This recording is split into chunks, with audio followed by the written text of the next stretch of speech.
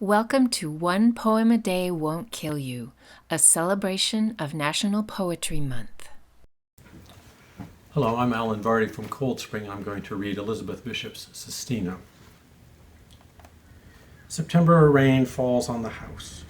In the failing light, the old grandmother sits in the kitchen with the child beside the little marble stove, reading the jokes from the almanac, laughing and talking to hide her tears.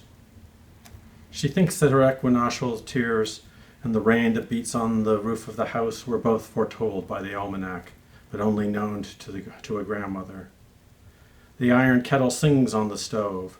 She cuts some bread and says to the child, "It's time for tea now."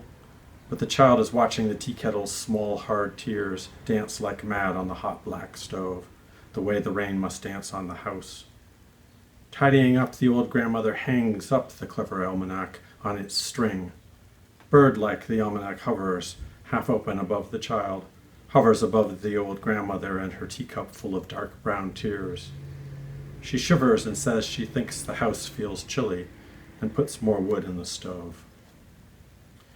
"It was to be," says the marble stove.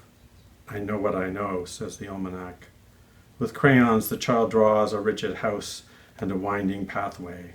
Then the child puts in a man with buttons like tears and shows it proudly to the grandmother. But secretly, while the grandmother busies herself about the stove, the little moons fall down like tears between the pages of the almanac into the flower bed the child has carefully placed in the front of the house. "Time to plant tears," says the almanac. The grandmother sings to the marvelous stove, and the child draws another inscrutable house.